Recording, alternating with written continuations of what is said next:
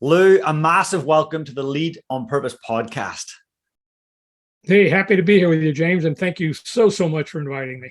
Oh, it's a pleasure. There's a couple of things I want to do to get started, and I know the listener is going to be asking this in the back of their minds as well. So first things first, let's look a bit at what's brought you to this point. There was a couple of really interesting things that I look back and look at your life and go, wow, that's quite unique. So a nuclear missiles engineer. How does a person become that?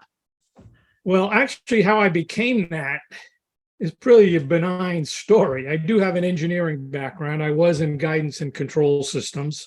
I went to engineering school upstate New York. It was really cold, and it was the middle of March, which in New York, that's winter. And I was my senior year in college, so I was like 55, a lot of years ago. And I get a call from somebody in Southern California, and it was Vietnam. I mean, this was Vietnam era, and they were getting rid of deferment, so I could have gone into Vietnam, but I would have been an engineer, so it wouldn't have been bad. But so I get a call from somebody, no interview. They said, "Oh, Mr. Adler, it looks like you've got a good background in engineering. How would you like to work on this program?" And I wasn't really paying attention. It was snowing outside, and I just asked the guy, "What's the temperature?" And it was snowing in upstate New York, 15 degrees Fahrenheit. And he said, it's 72 degrees. So, and that's whatever, 20 centigrade or so. I said, oh, and what's the offer, the salary offer? I had no interview. It was like 10 minutes. And he told me it was a good offer. It was pretty similar to, I had other engineering offers. Then I said, this was the key that got me to become an engineer on nuclear missiles. I said, is there a relocation package? Because I don't have any money to get to California. And he said, yes, we'll give you 12 cents a mile. So I'm quickly calculating that. He said, that's about $400. And I said, when do I get that $400? He said, a day after you start. That was it. I said, I'll take that offer. Now, and that's really what happened. So I went home and bought a Volkswagen. And 2 months later, I'm driving to California. It turned out the job was working on a Minuteman missile, nuclear guided missile. And I didn't have much background in that, but I learned how to do it. And my first job was, when will this missile go off course and when should you blow it up? So that was my job as a 22-year-old engineer. And I took that, and in some ways, it affects how you should do hiring. There's a point in time when you go off course, you got to just blow it up and start over. And I'll make the statement here, and I'll obviously have to prove it, is hiring has never blown it up. It's been off course for 30 years, and yet we still try to do it faster, and we're not going to get any more accurate. So in some way, that experience from 50 plus years ago still affects my mindset today. Hey, if you're off course, and you can't fix it, you got to blow it up and start over. So let's talk about how we start over again. Oh, I'm sorry, James, for that long story, but that was the answer. That was great. That's fascinating. I love it. And it's really interesting because hiring, so let's talk about recruitment and retention, is such a big conversation right now. But as we chatted before we went live, it's actually been a big thing and a big challenge forever. It's not a new thing. It's not a COVID related thing. No, definitely not.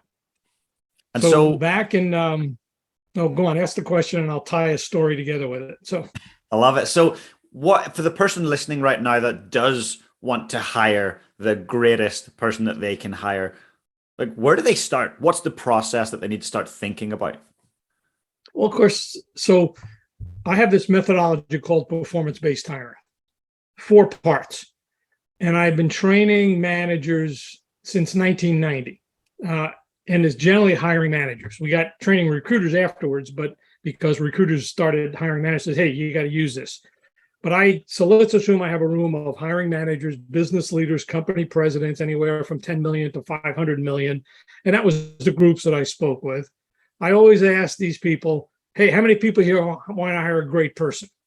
Now, how many people do you think rose their hand? Obviously, everybody. I said, well, if you want to hire a great person, which is your question, you better offer them a great job. And I'm looking at your job postings. They're boring. No great candidate wants a list of must-have skills, experience, and competencies that at best looks like a lateral transfer.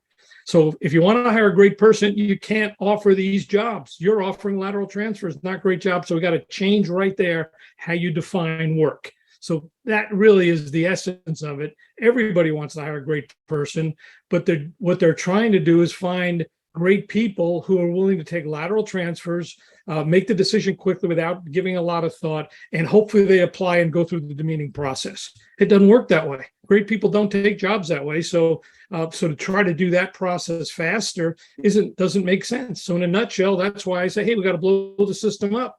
You want to hire a great person, you're not going to do it the way you're doing it today, by posting boring, ill-defined lateral transfers. So I love that. So how do we actually create a really compelling job offer? Well, let me kind of go back to the first assignment I ever had as a recruiter. So as you said, my first job was an engineer on guided ballistic missiles. That's what it was. And then I had another job in a different missile area. Then I got a master's degree in finance and I became a financial analyst. But then I quickly got into manufacturing and wanted to run a manufacturing company. So I did that pretty quickly.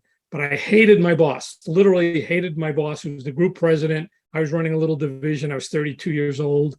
And I quit 4 times. Every time he showed up, I quit because he and I just butted heads. But his boss made me come back. And then eventually I couldn't take it. So I just quit and became a recruiter. But I had a real deep background in manufacturing because of all that background I had from manufacturing, automotive, electronics. So I was very comfortable in manufacturing. So I had an assignment, my first assignment as a recruiter, which was before you were born, James, 1978. The president of the company made automotive components. It was in Southern California. And he gave me a job description that had 10 years experience, had to have a manufacturing engineering, had to have background in high-speed machinery and this and that and chroming and all this other stuff. And I said, Mike, this is not a job description. A job description doesn't have skills, experience, and competencies. A job description is what people do, not what people have. So let's put the job description in the parking lot and tell me what you want the person to do in order to be successful. He said, I want the person to turn around the plant. I said, how long will that take? Well, 6 months, 12 months to a year. I said, fine, let's go out in the plant and see what we have to do. So we spent an hour walking through the plant and we found 8 or 9 things that were wrong. We put them in priority order. And I said, okay, I'll find someone who can do these things. Relay out the manufacturing line, upgrade the procurement system, improve the labor performance and reporting system, upgrade the forecasting. With a bunch of stuff that people needed to do. And we found a person, 3 weeks later, found a person who could do that work who thought that job was a career move. I have never used a job description listing skills, experience, and competency since that day. And I worked on 500 to 1,000 assignments. I always ask the hiring manager, what does this person need to do that you will not compromise on? Mm-hmm. And if we prove they can do the work, then they'll have a different mix of skills and experience. The best people get promoted faster. They come from different backgrounds, but if they can do the work and they see the job as a career move, it's a win-win. You, a company, get your job done properly, and the candidate sees that this is work I want to do. And I think that's, in a nutshell, that's the key to hiring a great person. You have to have a great job, and a great job is what the person needs to do, and that person has to see it as a worthy career move in an area where they aspire to grow and develop. I like that as a differentiator. I really do. So this 4-step process, what are the 4 steps? That was the first part of the process. Well, the first step is to define the job as a series of performance objectives that define success. The second step is sourcing. You got to go out and find good candidates who would see that job as a career move. I call them find semifinalists. A semifinalist is someone who can do that work. Can't do the work, they're not even in the game. Semifinalist is also someone who has clearly been recognized for being exceptional at doing that work. Because they meet those 2 requirements, they can do that work and are exceptional, the hiring manager will absolutely interview the candidate. On the other hand, the candidate has to see the job as a career move, or he or she won't respond to an outbound message or even an interest. Hey, James, would you be open to talk about this job if it looks like a career move? Of course I will. Well, it better be a true career move. So we pre-qualify candidates on 2 sides, pre-qualifying that they can do the work and they're good at doing that work, and the candidate would see the job as a career move. So it's a lot of pre-qualifying the candidates before you talk to them. The third step is, and then you don't need a lot of candidates if they're pre-qualified. The third step is you got to interview them properly.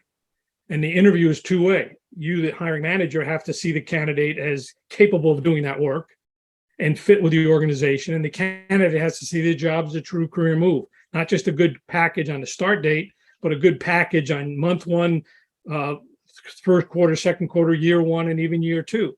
And then you got to close the deal because you'll never have enough money in the budget. So you got to be a good recruiter and closer. I mean, yeah, you probably could pay more, but the candidate's got to see the job as a full 1 or 2 year commitment. And here's why this job makes sense. The offer package is competitive. The work-life balance is appropriate. The job itself is intrinsically motivating. They fit with the company, and they can see that they're going to learn and develop and make a bigger impact. You get all those pieces right, but it all starts with a great job. So it's great job, great sourcing, excellent interviewing, and good closing. And then you got to deliver on the promise. That's what I call as performance-based hiring. That's great. And to me, that's so logical, yet so powerful. So it is logical until people have to do it, right? Yeah, well, that's right, because people overcomplicate things. They add the complexity in and they want to make it really difficult and drawn out.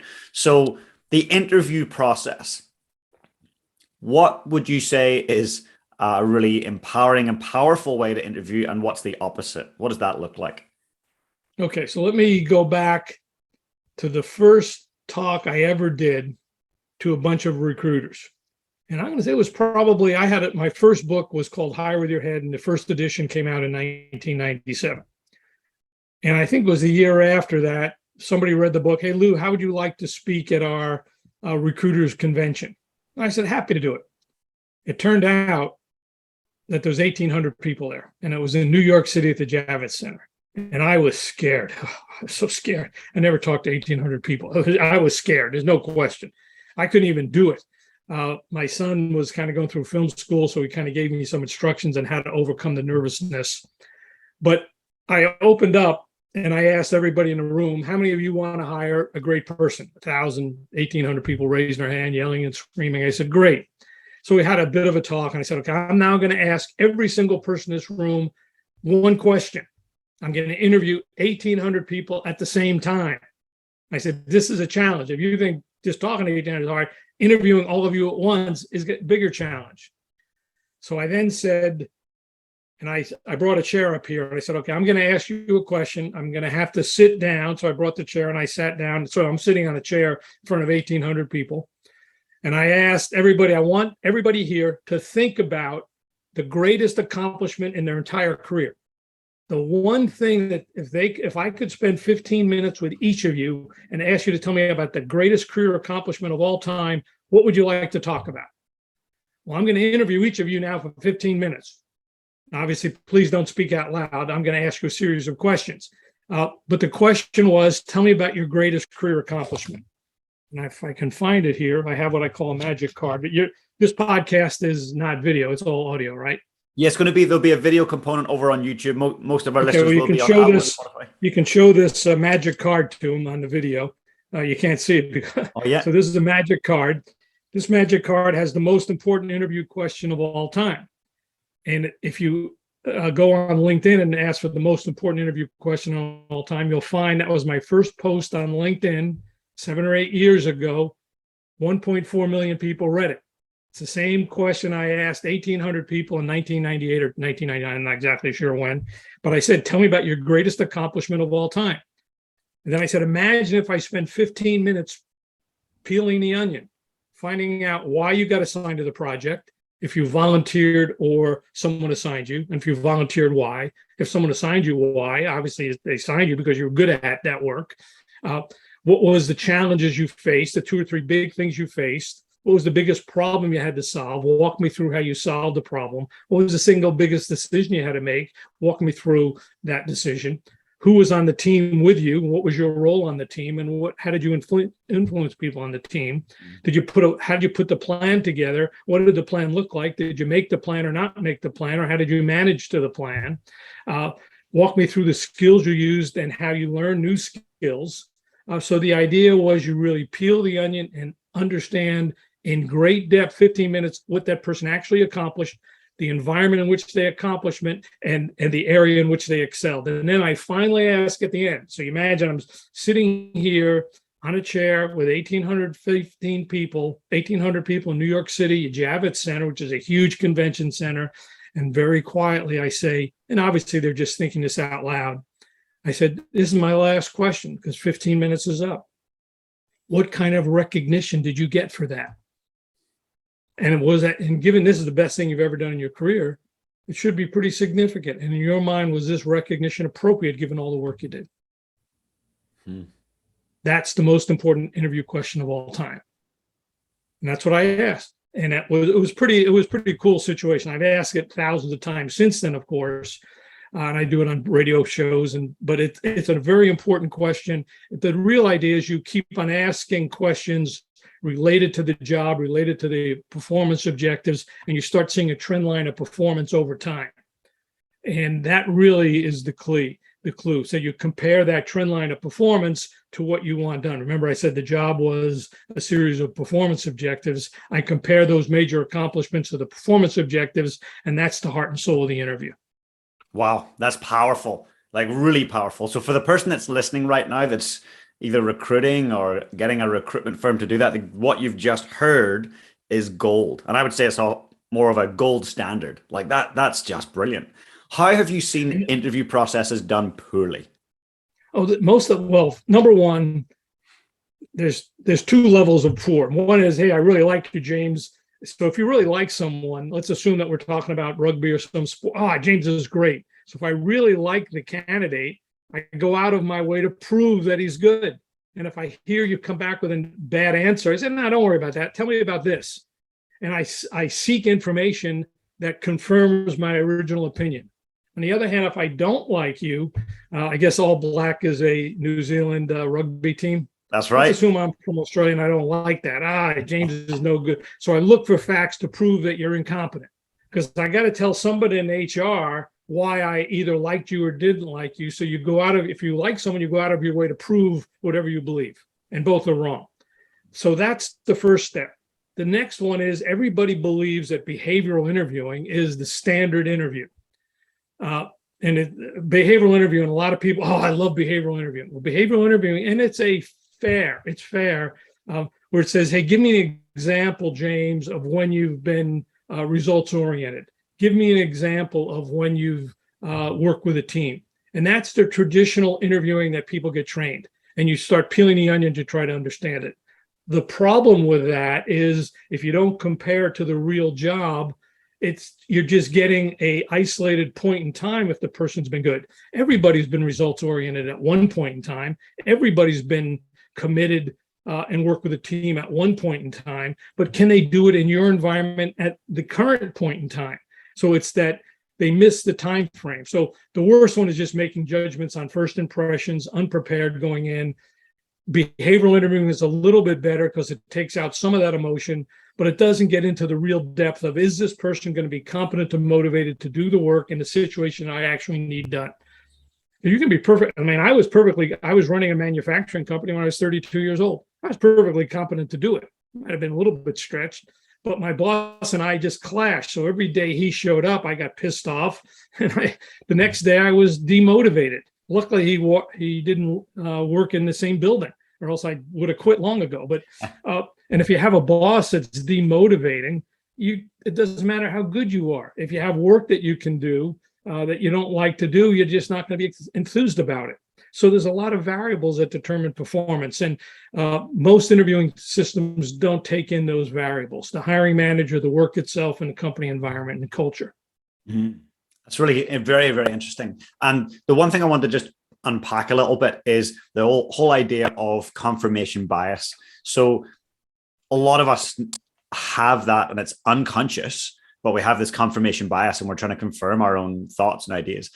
How can someone who's recruiting, first of all, become aware that they do have confirmation bias? And then secondly, how can they actually work around it and avoid it?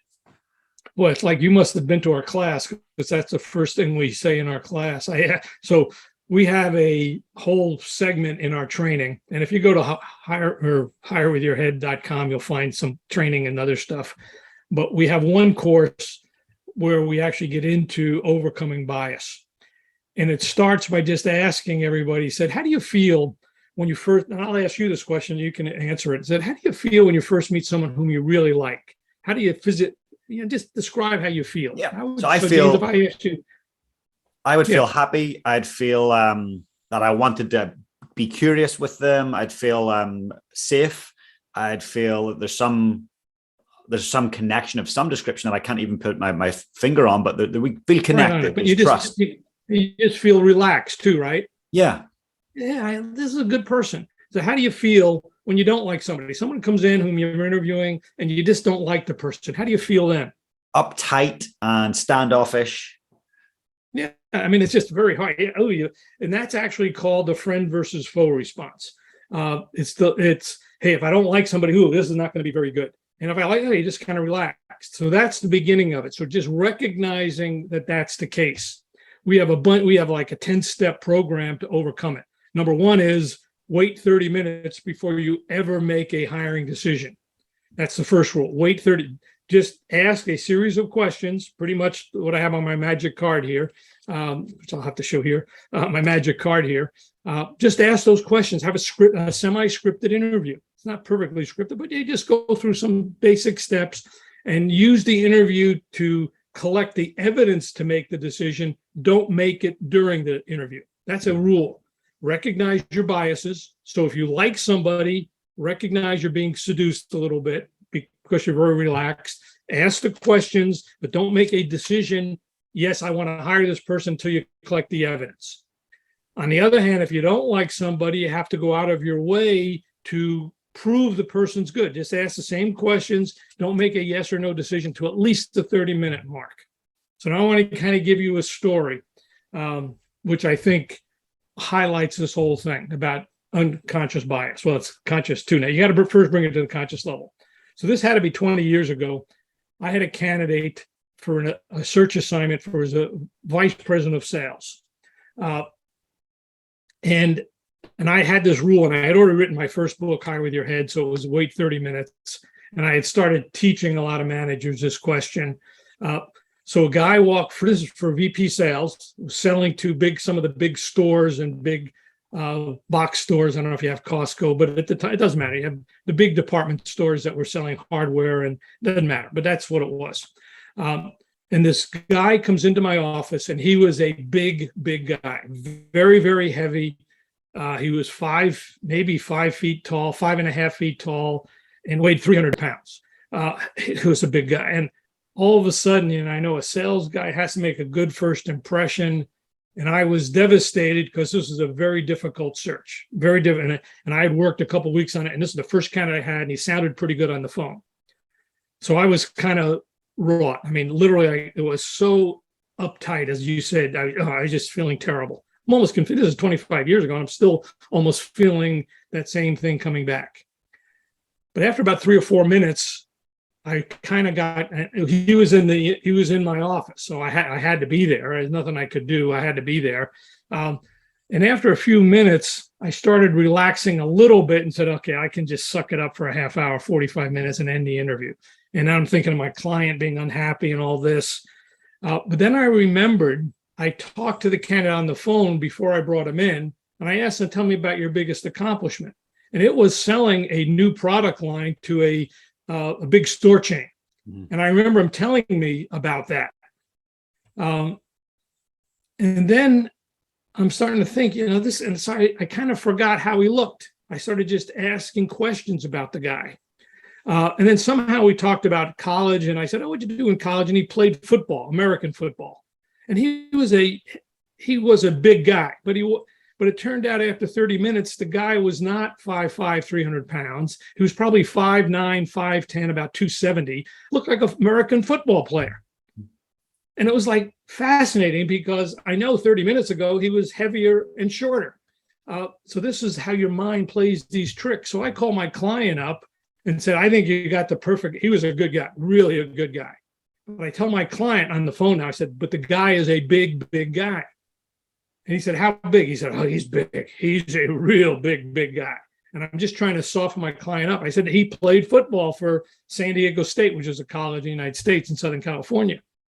So he went out, he said, well, I'll talk to the guy, but hope he's not too big. I mean, that was his comment. He met the guy and he said, he's great. Not that big a guy. He's a football player. So it was interesting how bias is so critical and how to control it. I would have lost that candidate if I didn't go through that exercise. He was a good guy. He was an excellent guy, but we put all our biases and filters and preclude this. You just got to go out of your way to wait 30 minutes, use the interview to collect the evidence to determine if he's good or bad. Don't use it to exclude someone. And I think that's really the key that you have to go through here. It is important, but recognize it, and a minimum wait 30 minutes, use the interview to collect the evidence. Don't make the decision during the interview. And what I hear as well there, Lou, is your perception really shapes your reality. And when you can kind of change that perception, it really changes what you see in front of you. Oh, it was wrong. I was totally wrong with the guy. I had a brother who was very, very heavy. So that bothered me. And I realized I put that personal bias on this candidate, and it was totally wrong. He was a great guy. He was a great guy. And clients loved him. And the thing is that we put our own, what's a good first impression? Well, that's my judgment. And just like they say, a lot of companies say, well, they have to have good communication skills. And so then they don't like people with a different kind of an accent. So me, I always say this, okay, I understand that communication skills are important. What does that look like on the job? Who do they have to communicate with on the job?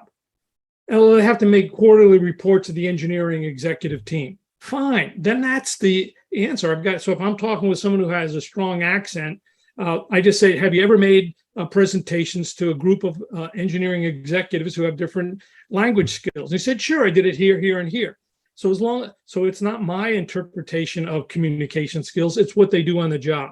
And I think that's the idea of a performance-based job description, is you have to look at all that stuff as what it's really like on the job to try to eliminate bias before it even comes into play.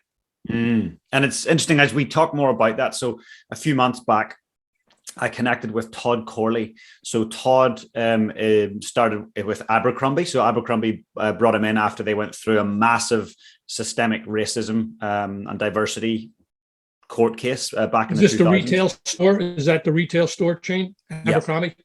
Yeah, in North America. And so they brought him in as their very first global diversity officer. And he's now with Carhartt, another American apparel brand.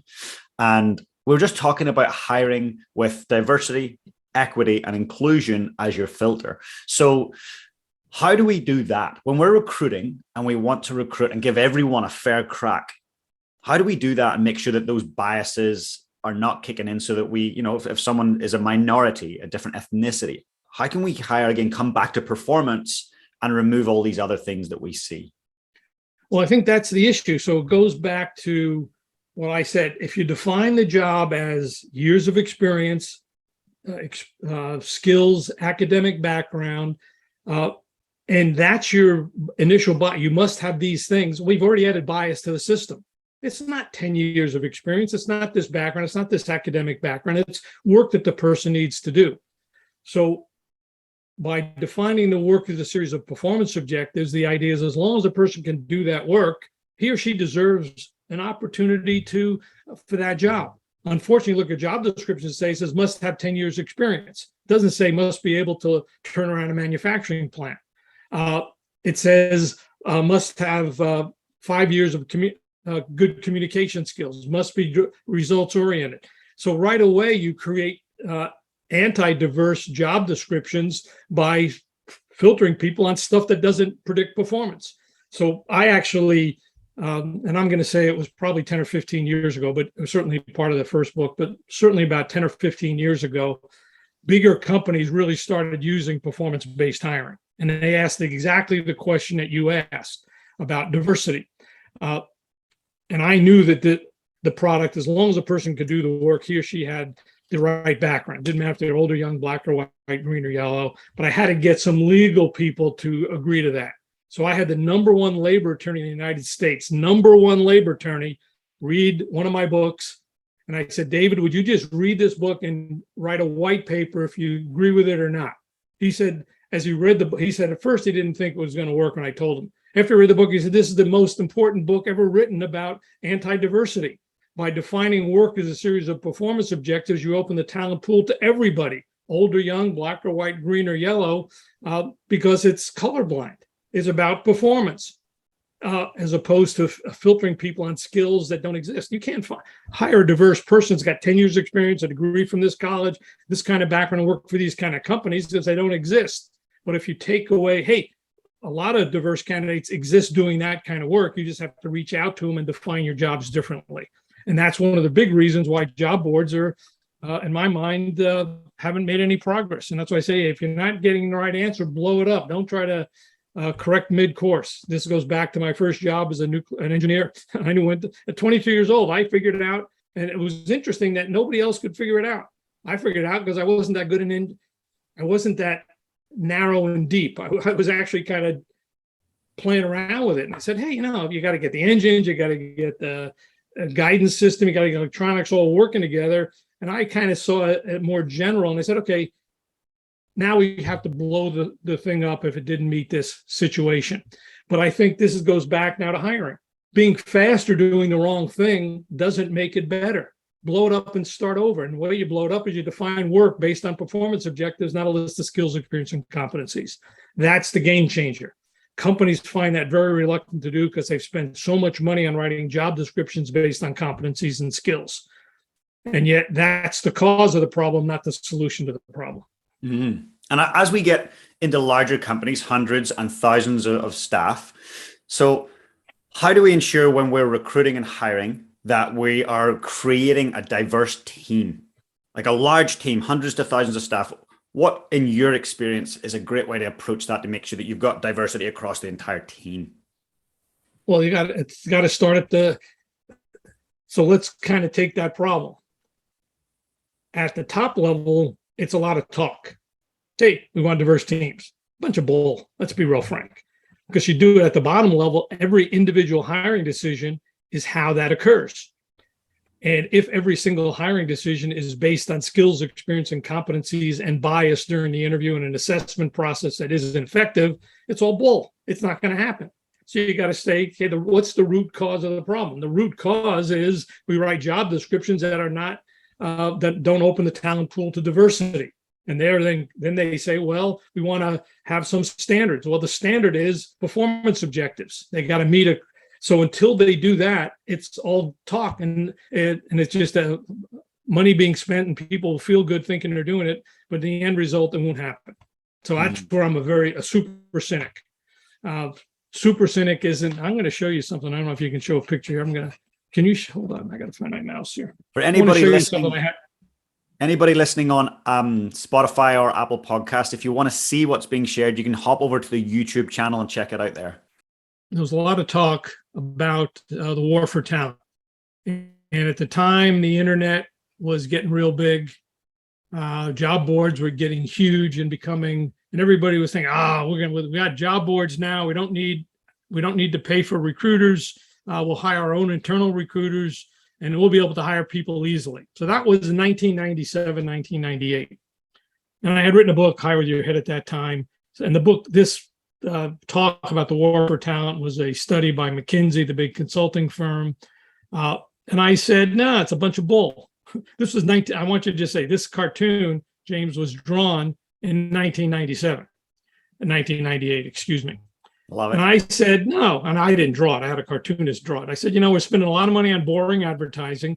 Nobody can find jobs. We got people, poor interviewers. We got recruiters who've got too much work to do. We got bad hiring systems. We got boring postings. Oh, boring is an understatement. It was a can of worms. And I said, doing this, this is 1998. I made a contention. Doing this stuff faster isn't going to get hiring any better. So I've shown, and I'll just say, in 1998, $500 billion has been spent in trying to solve this problem. $500 billion, maybe more, on technology and AI and this new and all this stuff. Oh, we got it. We finally have the solution. Finally have the solution. Finally have the solution. And then VCs put more and more money into it. No, you don't have the solution. You got the problem is you're just trying to do the wrong thing faster. And so the whole idea is that how do you scale it? You don't scale it by doing the wrong thing faster. You blow it up and start over again. This is the engineering. When you're off course, you're off course, nothing has actually made it better. So then you got to say, why are we still doing it? And this goes back to my first job as an engineer at 22 years old, thinking being in Southern California was better than being upstate cold winter New York. I said, blow it up and start over. But it's easy to blow it up. You just write job descriptions that define the work a person needs to do. You find semifinalists who can do that work. You dig deep into their accomplishments and compare them, and you give them the best career move, not necessarily the best starting package, although it could have the most money. But more important is all the factors that drive on the job performance post-hire. You do those things, you'll be able to actually hire great people every time. That's really powerful. Thanks for sharing that image as well. I'll make sure that we share that up on our YouTube recording as well. So for the individuals who are thinking, do we do in-house recruiting versus having a recruitment agency because they want to save money, time, whatever, what's your thoughts? Where would you weigh in and say, you know what, from my experience, this is what you should do if you want the best results? Well, it depends. If the job is a strategic position, then you got to say, okay, I can't afford just having an average performer. And if it's a critical engineer, almost every single manager in any function, certainly directors and vice presidents, but if it's a critical position that will impact the company's success, you can't afford to compromise. Now, should you pay a fee for that? That's a different question. If you have a very good internal recruiting team that can do that work, that's fine for them to do that work. But then if you look at the internal recruiting team, if you're a recruiter, you can't handle 10 or 15 assignments or 20 assignments at any one time and be very effective at it. And that's the problem. You know, recruiters were brought in to handle 15 to 20 assignments at any one time because they thought that technology would make it easy. And that's the fundamental flaw. Technology didn't make it easy. You're just giving all these people too much work to do. So what you've done is you've just taken an administrative job. You made recruiter administrative. What's happened is you open up the spigot. Once you turn on the job posting, let's assume that 25 years ago, before job boards, you had a job posting. You put it in a newspaper. Maybe you got 20 to 30 people who applied. Now you got 300 to 500 or 1,000 people to apply because they just apply. And LinkedIn and Monster and Career Builder and ZipRecruiter and Indeed are making money like crazy. More people apply, the better we're making more money. Let's do it. So their job is to get more people to apply and have people change jobs. So they push you. You go to LinkedIn and they call me, hey, Lou, I got 5 jobs for you. I don't want 5 jobs. Well, apply here. So it's their job to go to these sites and get you to apply because they make more money. They're not trying to help the company. They make more money by the more job postings you have. So, but again, you think about where the money is. The money is in job postings. It's not in doing this right. And then what all the technology comes in and said, oh, we can make all this stuff more efficient for you. Well, why would you make this more efficient? And I've talked to a lot of people in artificial intelligence. I said, the best people aren't the ones who applied. They're the ones that networked or knew the hiring manager. Hey, I work with James and James knows this guy. So I got a referral. It's a different kind of a market. So you start thinking they're automating the process. They're using technology, the data and AI. I understand how it works. They're looking at big data. They look at trends in the data. They see what's happening. And they say, okay, let's take a look at the best people who apply and hire. Well, automate that. Well, that's not the best people don't apply. You're getting the worst. I don't want to say because they're not terrible people. So I don't want to say that. But the trends of people who apply, it's much more circumstantial than it is predictive in terms of the future. So again, I'm kind of going off on a high horse here, though.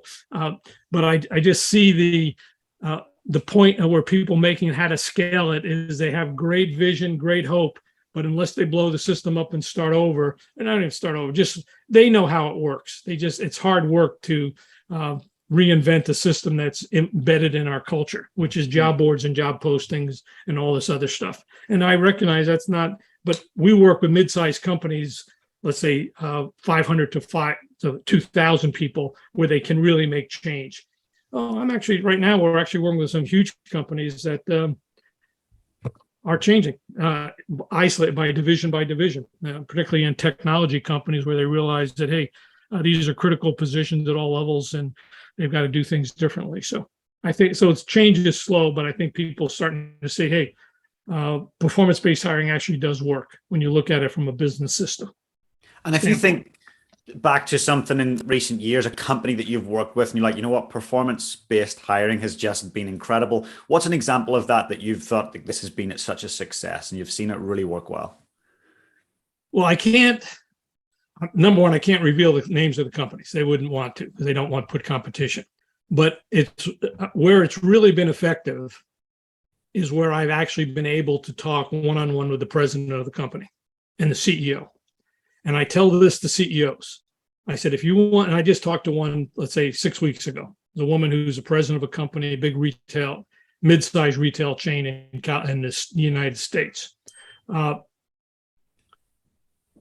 I said, Laura, if you really want to implement this company-wide, you as the CEO have to make two decisions. Number one, you will not approve a requisition unless it's created as a performance-based job description, listing the performance objectives for the job, defining what a person needs to do over the course of the year. And number two, you don't accept a judgment. We have a form called the Quality of Hire Scorecard. You don't accept a hiring decision unless the whole team has reviewed this candidate and gone through the process and shared their evidence in a formal manner. You do those two bookends, they'll figure out how to get there in between. So that's where we've seen it to be very, very successful. I know I had one client, it was about a $300 million company in the United States, had tooling, it was tooling and testing equipment.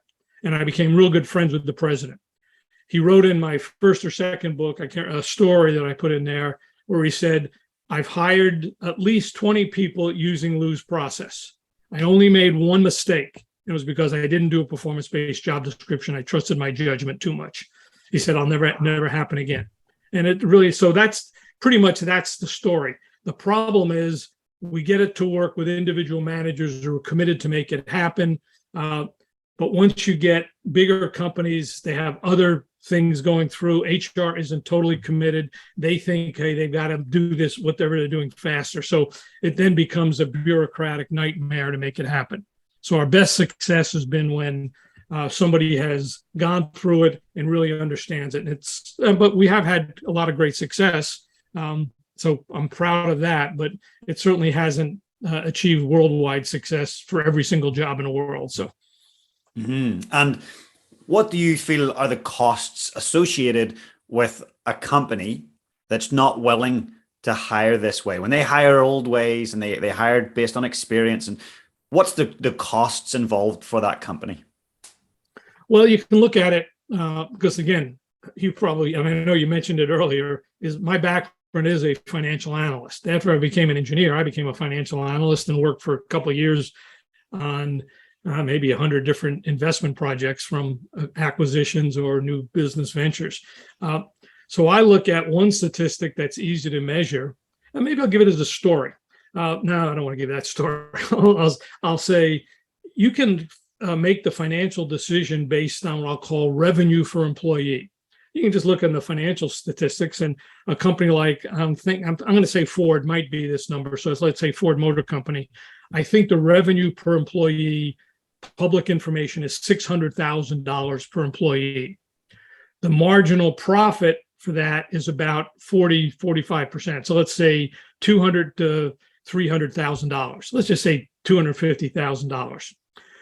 And that's a good average number, revenue per employee and profit per employee for a 2 to 3 year engineer. Managers, it's higher, rank and file, it's lower. But so if you're hiring an engineer, and maybe that person's salary is 100 and 150,000 or so, well, that person should bring in another $100,000 in profit. So if you hire a below average engineer, it's costing you they're not even covering their salary. If you hire a great engineer, they're covering their salary 2 or 3 times. So rather than getting all the financial statistics, James, one way to look at it is revenue and profit per employee. The other one is, and this is a story from long ago, a company asked me, Lou, we don't have a budget to implement performance-based hiring. So I asked the woman, I said, well, what's your budget for bad hiring? She says, what do you mean? I said, what's your budget for bad hiring? I said, what percent of the people underperform in your company or turnover? And she said, probably we have turnover about 15%. There's probably another 15% of the people who underperform. So I said, so 30% of the people you hire are off. I said, so just tell me how many people did you hire? And it wasn't 100, but she said, probably, let's assume she said 100. So it's 100 people. average salary for all those 100 people is $150,000 US with overhead. So that's $15 million of salary you've paid these people. And 30% of them underperform. So 30% of 15 million is $4.5 million of wasted money. I said, and you don't have a $150,000 budget to train people? She said, I'll find $150,000. But it was the idea now, so that's the way you can look at the cost of it. Think of all the money wasting just in pure salary and not getting things done. But then a bad hire affects everybody. Demotivates the manager, demotivates the peers. So the cost of a bad hire is more than just money, but the money is huge. So you just take the percent of people who are underperforming, 20 to 30% who turn over, and at least you're paying them their salary. If you just, hey, here's a waste of money. So that's one way to look at it. Probably 2 to 3 ways of looking at it, but it's a big number. I love that. And recruitment, I see at one side of it and retention at the other. So from your experience with the companies that you've dealt with, why do people leave companies? Why do people jump ship? This great resignation, as they're calling it. Why do people not stay? Well, I think they don't. Okay, so let me go back another gift. As you can tell, I give a lot of stories. I make up stuff, but I usually prove it with facts. So I had a search firm. I don't do search. We just do training now. But I had a search firm from 1978.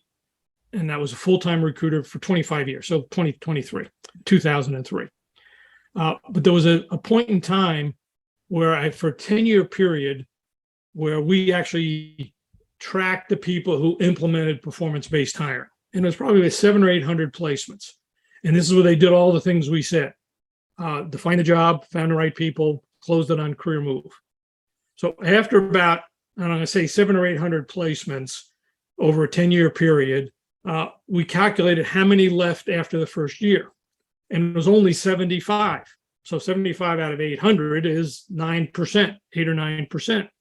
So then we went back and we talked to those people of why they underperformed, but not just those people, but we also talked to the managers and the candidates themselves. Half, I'd say maybe 5 of the 75 were incompetent. Most of them could do the work, they just didn't want to do the work. And half of the 75, they didn't like the hiring manager. I mean, so it was really the hiring manager. And a lot of them just, and I would say 30 or 40 of them didn't like the company. Well, maybe let's say half of the other remaining didn't like the company, didn't like the values, but a good portion didn't, the work wasn't internally motivating to them. So let's assume that I was an engineer and 10-year mark, and I could still do guidance systems and all that stuff. But if I didn't want to do that work anymore, the fact that I'm competent has nothing to do with it. Am I motivated to do that work? And I think that's really the issue. Is we hire people who are competent to do the work because our job boards say you must have this background, must have this background.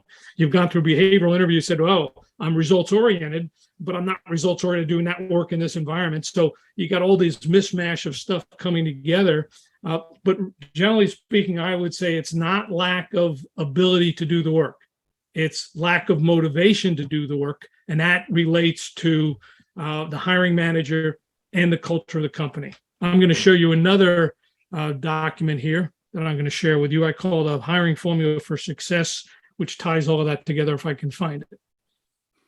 While you're finding that there, just thinking about what you do, you're arguably the world's global expert on hiring. So that requires a lifetime commitment and dedication to understanding it, to developing frameworks and methodologies around it. Where did your passion for hiring begin, and how have you sustained that for so long? Well, that's a good question. I don't know that I know. That's a real good question. I think so. If I go back to that first job I told you about, and they gave me that assignment, I was scared. I didn't think I could do it. You're 22 years old. And in fact, when I first took that job, and the story I told you is a true story. I didn't know what the job was. I just took it because it was in California and the weather was better. And I know you know the Beach Boys. I thought I misunderstood a Beach Boys song, which was California Girls. I thought you had to go to California to find a California girl. So that was my whole motivation. Get to the warmth and find it. I mean, it was nothing to do with this job. So I'm going to California, buy a Volkswagen. I drive cross country, go to California. I get in the job. I meet my boss, who I never interviewed. Remember, I didn't have an interview. I just took the job to get out of Vietnam and to get to California and find a California girl. Which, let me tell you, the truth is, I found a California girl a year later. I met her at a bar, and we're still married. So that did work. I love it. that story worked. But when I took this job, and he said, "Oh, you're not an electrical engineer, you're a mechanical engineer." And I was a mechanical control systems engineer, not an electrical, which is, if you're a guidance and control system, you know what that means, but it doesn't matter. My background was mechanical stuff, not electrical stuff.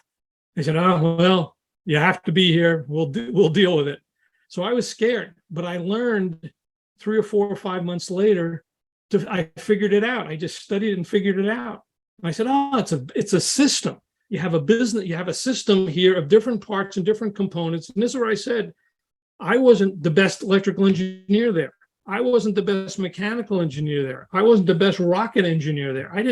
But I could understand how each of these things work together and put them together. So I understood, this is a system. And they couldn't believe that a 22-year-old could figure this out. Even the guys in the Air Force were giving me a high five. "Hey, this is pretty cool. You figured it out." Because I wasn't good at anything. I was just good at all the pieces. So I take that story. As I started getting into manufacturing and into business, I could see that the system is what mattered. So when I got into hiring, in my job as a recruiter, I got my first placement in 3 weeks, almost doubled my income. Well, I did double my income the first year. So I quit a good job to become a recruiter and made nothing. But I made a placement in my first week, which was 25% of what I made. I didn't make another placement for about 6 months. So I said, okay, this is not for me. But then I figured it out. And the first year I doubled my income. And then the second year, I said, I might have doubled my income from running a factory. I think I can do it again if I take all the slop out of the system. So I started studying why are people making mistakes? Why does bias do this? Why does this happen? And the second year, I'm going to tell you the money. It was a lot of money in 1979. It's a lot of money today, but it was a lot of money then. I said, and I started figuring it out. I said, I think I can do it again. And I started trying and testing different things like an engineer. What if I did this? What if I did that? What if I pulled this off? So after a while, I just said, it's a business system. Hiring is just like a factory. If you have bad parts, you don't keep on making bad parts, and you stop and figure out why the bad parts are coming out and figure out how you get better parts. The way the job's defined, the way the candidates are defining the work. So it took about 3 or 4 years to develop the concept of performance-based hiring. And that I thought was pretty cool. So I started writing articles about it, and people asked me to speak about it. So I got excited about the human nature. So here you got technology, human nature, behavioral economics, human economics, technology, AI, all these pieces come together. I said, that's pretty fascinating. This is pretty cool. So then eventually I developed this formula for hiring success, which basically says ability to do the work. And that consists of technical skills, team skills, problem-solving skills. In relationship to fit drives motivation, because motivation is so important. You square it, that equals results. E equals MC squared. I think Einstein developed that long ago. But it's pretty much, hey, motivation is the key. But motivation is a variable depending on if you like the job, you like the environment, you like the culture, you like the manager. If any of those things fail, motivation drops to zero. And it turns out ability is not easy to measure, but it's pretty easy to measure. Variable is the fit. It changes almost every day.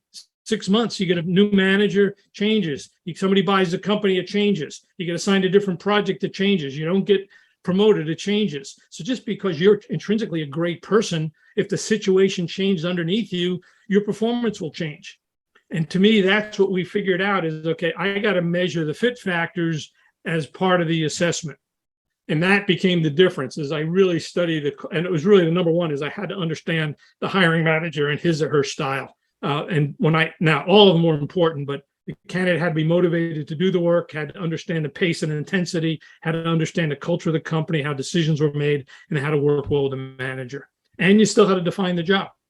So you asked me why this is fascinating. Because I don't know, but I get excited about it. I even get excited talking to, and I'm an old guy. I'm 76 years old, but I still get excited about it, and I understanding it. And what I really get satisfaction is not when a company tells me, Lou, it really works. It's when an individual candidate has read one of my books and calls me and says, Lou, you've changed my life. I read the book and I got a real job, because I really help candidates define a job and accept and compare different offers. And that really, to me, is the real value of this from a human. I don't want to go overboard on it, but that's the real value, is if people look at their work as not just what they get paid, but the work they do and who they do it with, and make the decision that way, they'll be a heck of a lot better off. Unfortunately, too many people overvalue what they get in the start date, not the work they're doing. Yeah, that's so, what you've just shared has landed really powerfully for me. And I know there'll be a listener listening right now going, wow, I need to implement this level of thinking. The hiring formula for success, I'm going to share that certainly on YouTube. And also what I'm going to do, Lou, after this, I'll make sure, because there will be listeners that want to connect with you, your brand. So I'm going to make sure and put in the show notes your LinkedIn details, your website, make sure people can get through and connect with you. But before we finish up, I've actually got one last question for you. And I want you to fast forward, and it's towards the end of your life. It may be your last week, your last day. Thanks a lot. I'm an old guy, so I don't know that I like that, but keep on going with your question. We'll see if I want to answer it or not, though. You've got a young person in your life that you care dearly for, and they say, hey, Lou, how could I go through my life and lead it with a sense of purpose? How would you answer them? Yeah, it's a good question. Let me say this. I didn't grow up thinking I wanted to become a recruiter. So that was not my intent. Never even occurred to me. On the other hand, I talked to an old fraternity brother from college about a month or two ago. And we just talking, I hadn't talked to him for 55 years. So this has been a long time. And I just said, Andy, how you doing? We just got connected somehow. And he told me, I said, what was your first job out of school? And he said, oh, I got on a rotation program at General Electric.